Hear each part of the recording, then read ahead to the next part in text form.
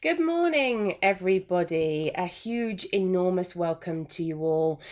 This is Technique Tuesday. My name is Ali Board, and I'm not sure whether this is your first Technique Tuesday or whether you've been tuning in for a while, but however you access the things that I do, you're very welcome indeed. And happy International Women's Day to everybody out there. No matter whether you are celebrating yourself, any family, friends, any colleagues, anybody who has influenced you, who is that woman in your life who you really aspire to be or look up to. I hope that you enjoy celebrating the day. I certainly will do. Now, today is a Technique Tuesday with a difference. I promised you this, didn't I? I said that I was going to do something very, very different, that I was going to try to demonstrate something that I'd never demonstrated live in terms of broadcasting before, and I've got a massive ulterior motive, but we will get to all of that information in a little bit. The first thing we need to do, because it's Tuesday and it's 10 a.m. in the UK, I need to make sure that I say hello to all of you who have taken the time and trouble to tune in live on Facebook. Now, I did notice we have a new first comment of the day. Ali D, good morning. Thank you very much for taking the time to tune in. Who else is in the room today? Thea, good morning. Oh, she's saying good morning, Ali, and all of this lovely group. Thank you very much, Thea. That's very kind of you. Maureen, good morning to you. Jane, Angie, Pen, good morning. Rosie is saying, morning from an extremely exhausted Rosie who has just moved and now resembles a panda.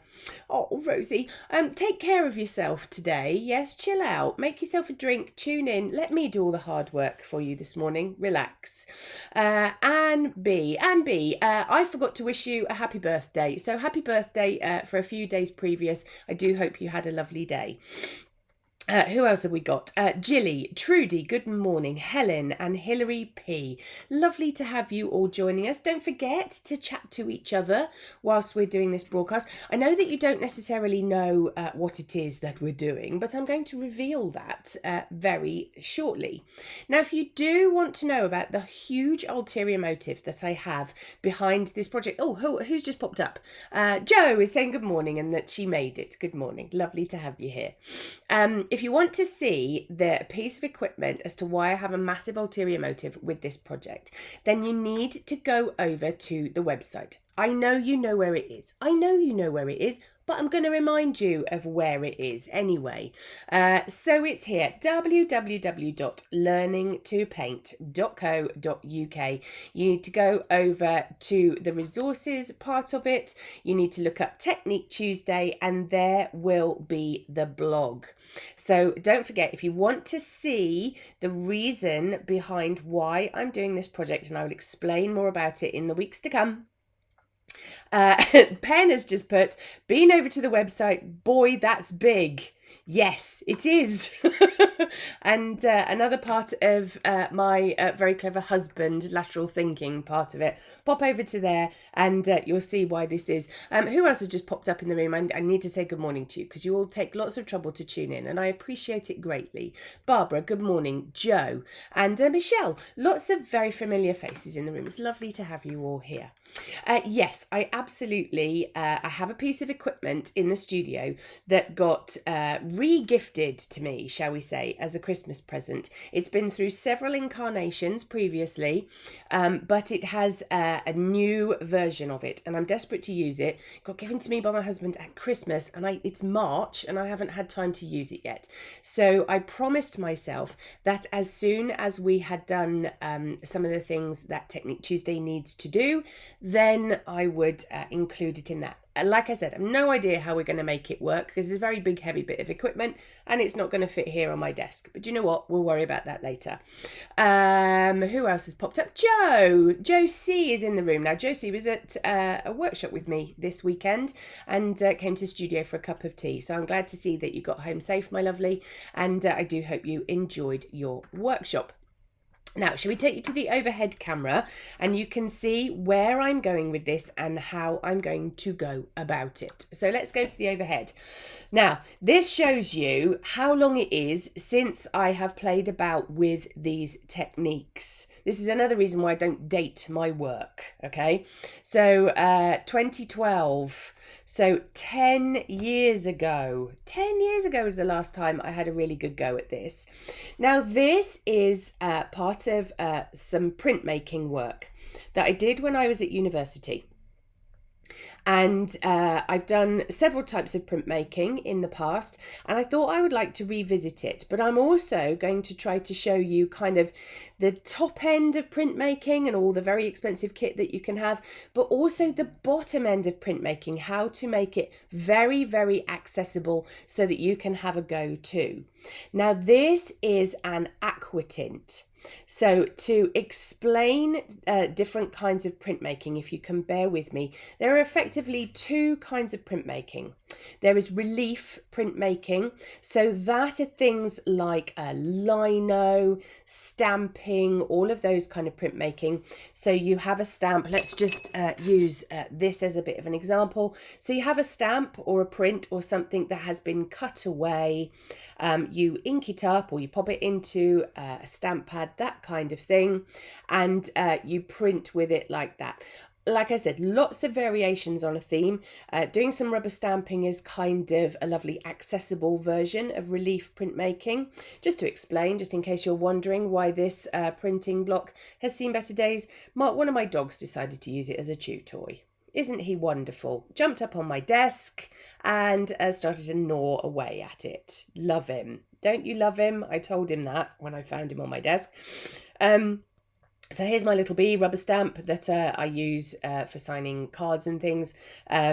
You can see why it's called relief. It rises proud of the surface, and you ink it up and you stamp away with it. So that's relief printing.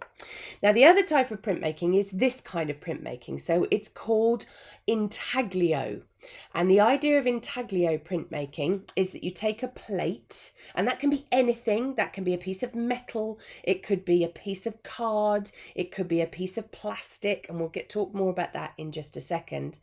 And you draw into that. So you're creating dents and divots. You're scratching into it, you're cutting into it, you're chipping away at it. And when you ink it up so that the ink falls into those marks that you've made. So it's not on the surface, it's kind of falling into the grooves. And then you pass it through a press, or you can do things like rolling pin it. You can use one of these types of things to burnish it down. You can use a big press. You can even run it over in your car, as I have done previously. And what happens is that the ink that we use is a special ink. It's very sticky. It is sitting in the grooves. You put a damp piece of paper on the top, and when you pull that damp piece of paper away, it pulls the ink from all the cracks and crevices with it, and you end up with a much more refined version. Now this is, aquatint is a type of intaglio printmaking. It's done in lots and lots of layers. This was done on a zinc plate. This was when I had access to an enormous printmaking room, which sadly I don't have access to anymore, but it was at university that had everything you could possibly want. And this was a metal plate that I scratched into. I used something called stop out varnish on it, all sorts of hundreds and hundreds of different techniques on this. Very involved, uses a lot of acid, which I'm not very comfortable using because of the disposal of those acids. But I'm sure you will agree, creates a very atmospheric, rather beautiful type of drawing. Now, like I said, 2012 was the last time I had a go at this. So I thought what would be interesting would be if I kind of went through a similar process with you, making it accessible so that you could have a go if you wanted to have a go, but also to think it out loud. I haven't over-planned this project because I want to rediscover various elements of the technique as we go along. Now, even if you're not interested in printmaking is a delicious kind of hands-on process. And so even if you're not interested in having a go, it will hopefully be interesting to watch. Now, before I do anything else, I do need to say hello to those people that have just popped up. Val, good morning. Rabina, good morning. Patricia's got the sunshine. Send it to Dorset, would you, my lovely? It's blooming cold here. Angie is saying, spooky about printmaking. I'm just working on a lino cut of my favourite subject. Obviously, great minds think alike, Anne. Ruth is saying that she had difficulty finding me this morning, but she's all good now. Glad you're here, Ruth. Lovely. And Alice is saying, oops, I'm a bit late, but looks interesting. Marvellous. Okay, so that is my Teasel Aquatint. Let's take you through some of the equipment that I'm going to use. Good morning, Joe. Now, some of this equipment you will already have. Some of this equipment is classified as a bit specialised.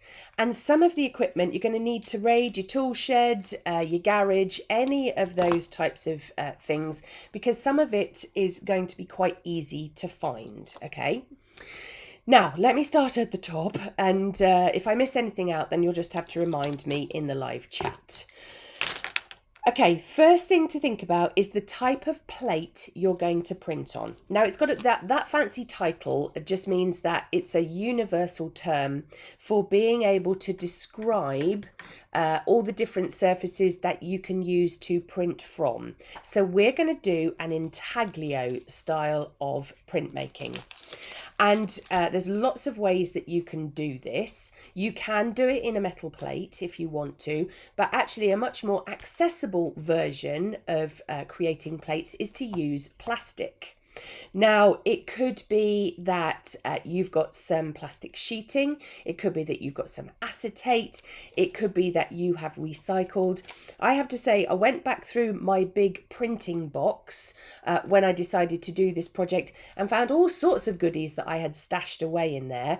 But I have tried to put some links to these things over on the blog post over on www.learningtopaint.co.uk. Now, these are called monoprint plates. Effectively, it's plastic. Now, this is quite difficult. It's very difficult to show you something that's see-through. So what I've done is use my black watercolour pad. Let's just take this out of here. I've tried to think this through. I'm going to use my black watercolour paper so that hopefully, there you go, you can see what it is that I'm demonstrating because it doesn't show up on white.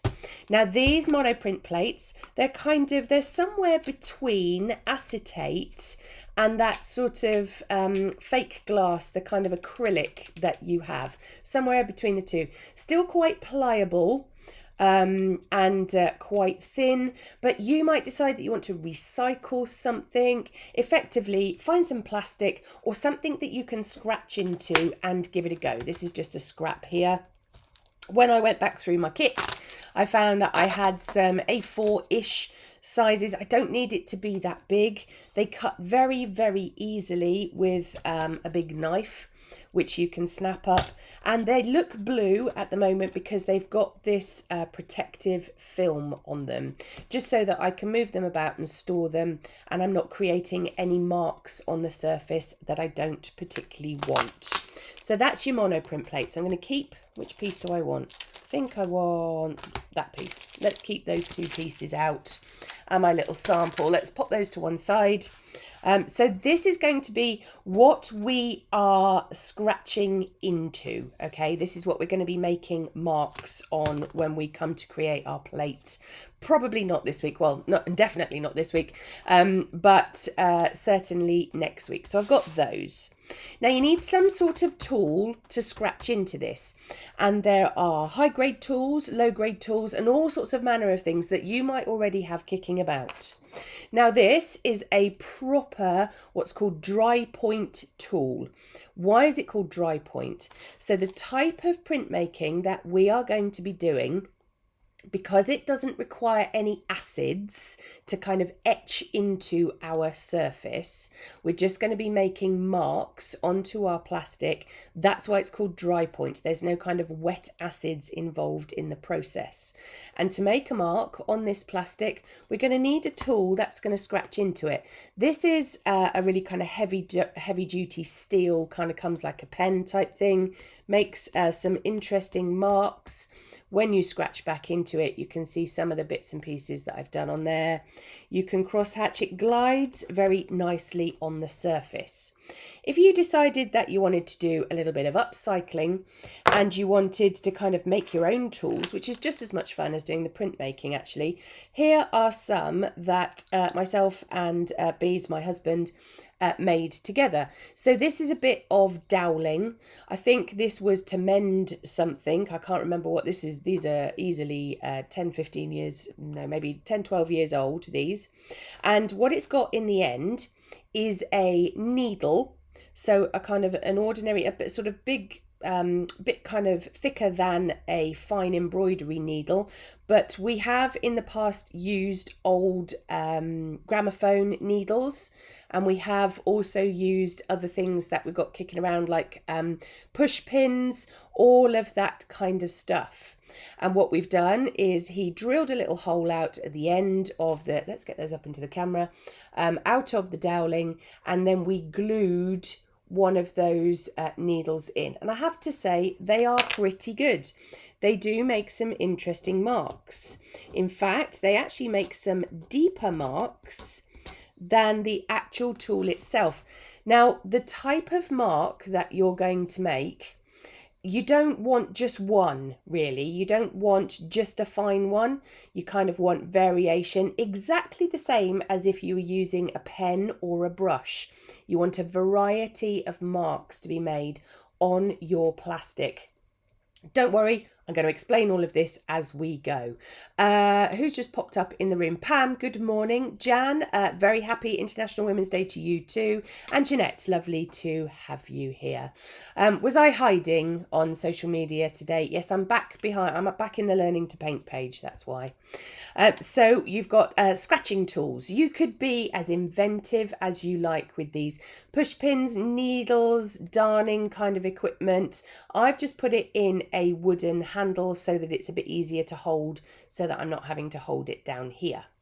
Now, some other tools that you can use to scratch into your plastic. Wire brushes work really well. I've got a couple here. I've got a nylon one and a steel one. I've actually already made some marks with these. You can just see much more refined, much more subtle on the surface. Literally a case of scratching over the top with them. You can also stipple with them onto your plastic. Again, a much kind of finer, not quite so formulaic version of your mark that you're making. Good morning, Anita. So that is interesting as well to use. You could, of course, scratch back in with a scalpel or a knife, just kind of picking your way at the surface. I've got my big heavy duty one here, but there's no reason at all why you can't use a blade to get some interesting marks on there. You've just got to think a little bit laterally about how you could scratch a mark in. Okay, now here's a tool which you might have already, but might not have used for varying purposes. Now mine is super old, so you can tell how super old it is because it's Woolworths. There's a blast from the past. Now this is a multi-tool kit. I use this as a drill, as a little sanding tool. They do sometimes go under the brand name of Dremel. But they are very useful. I use them in my jewellery making a little bit. I use them in picture framing for maybe drilling out very fine sections or sanding something down. But you can get little metal brushes for them. So let's show you one of these up in the camera. So it's got a kind of a shaft on it, and then it's got a bit like a wire brush head. It's got a kind of little brush at the surface. And I have to say, this is way too much fun to use. If you like a tool and a gadget, I have to say it doesn't get a lot better than this. Now, this is going to make a lot of noise when I switch it on, but I'll show you it nonetheless.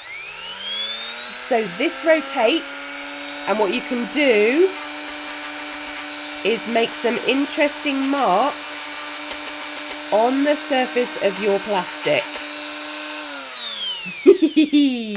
I mean, what's not to like about using one of those?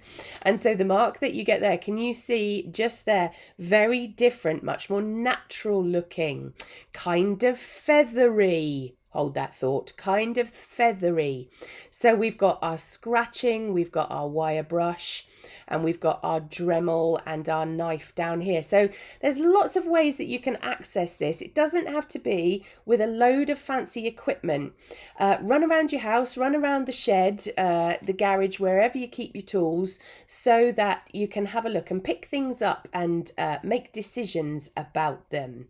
And Ali D is saying, oh, this is fantastic. We've got all these tools and stuff. Martin uses them on his model railway. Yes, go and acquire them, Ali, immediately.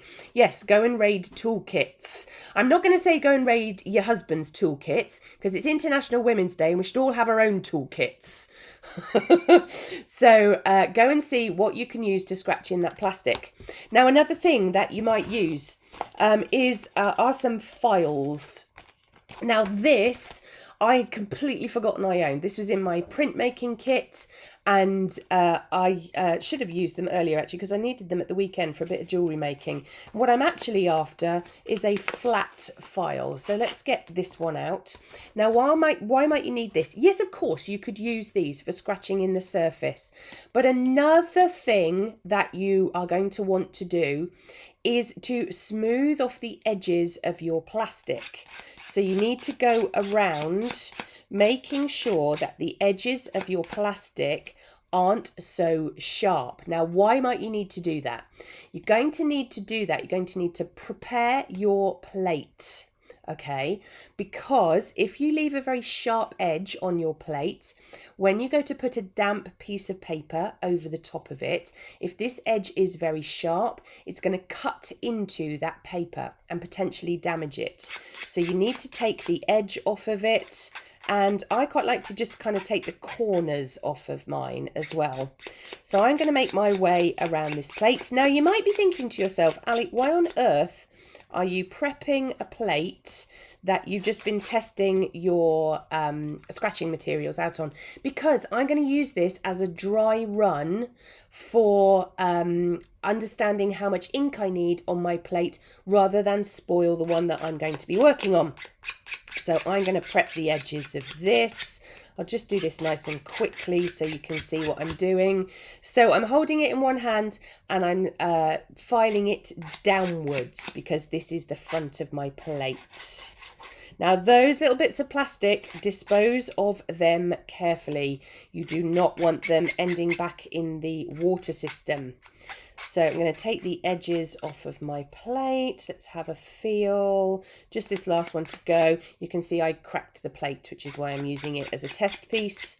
So don't ever think if you don't cut a piece of plastic perfectly that it's a waste. It isn't. You can use it for a test.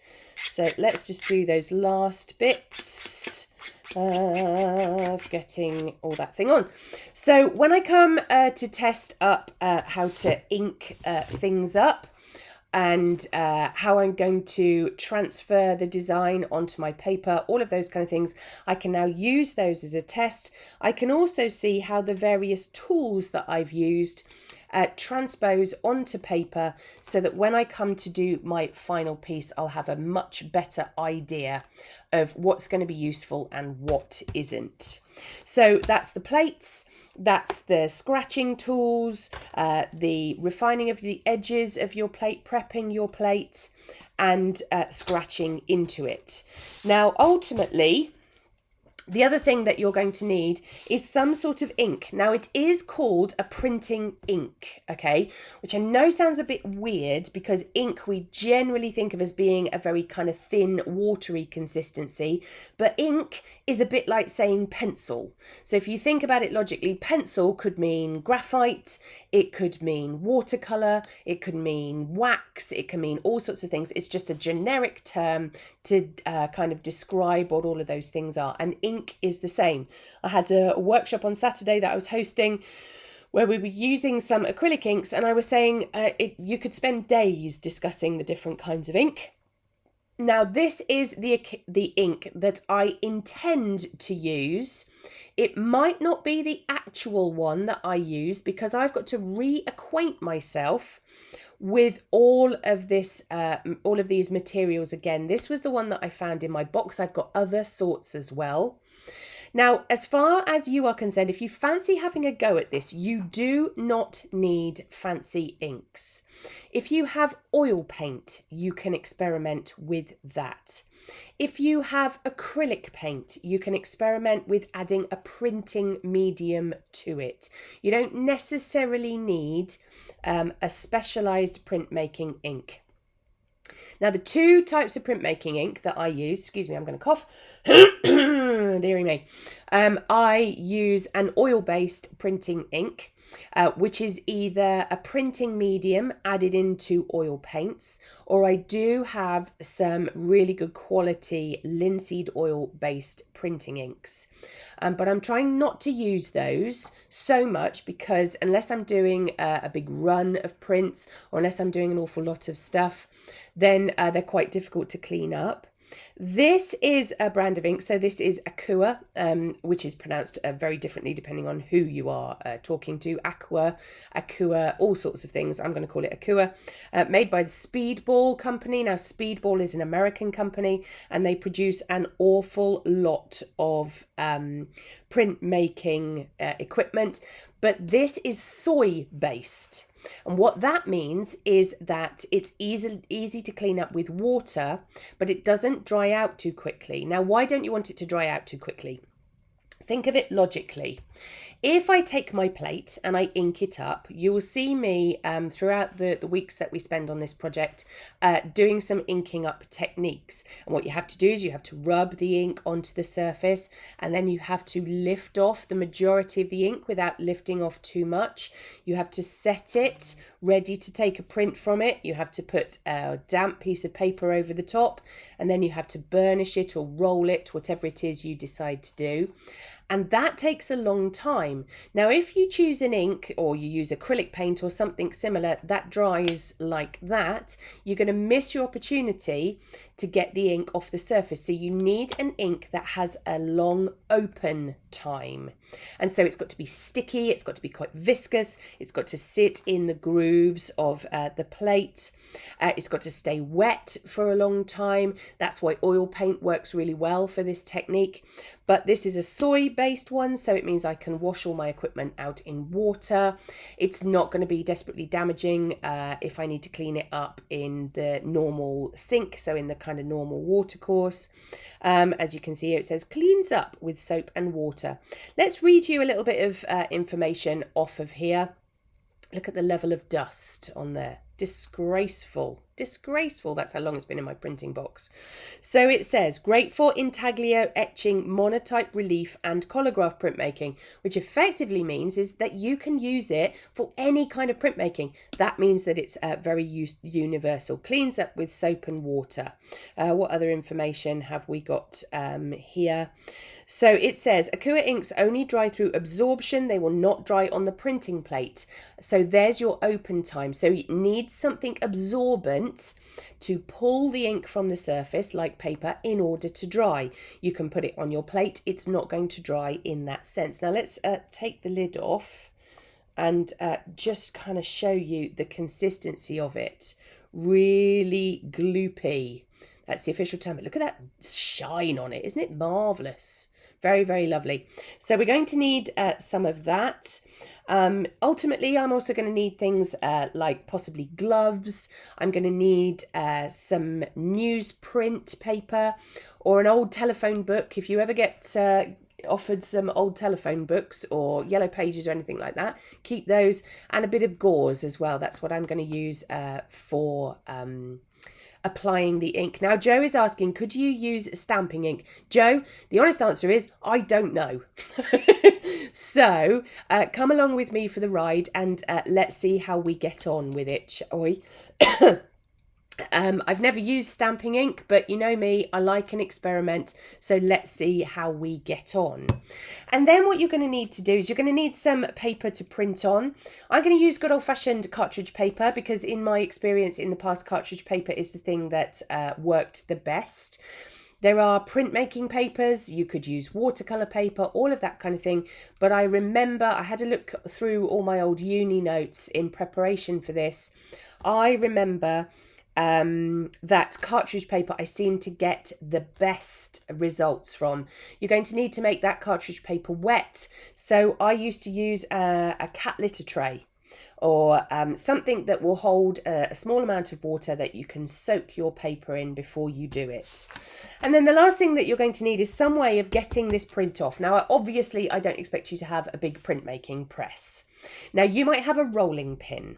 That does work. It does require a bit of elbow grease with the rolling pin to make it work. I think one of these works better. This is a burnisher, and what you do is when you've put your piece of paper over the top of your printing plate, you push it down in this way using this circular motion. You can get variations on this. You could even use something that you make yourself. Japanese printmakers use a bamboo version covered in bamboo paper to do the same. Why is this better than a rolling pin? It's better than a rolling pin because it distributes the force, and it's got a handle on it so you can kind of really push down in this circular motion.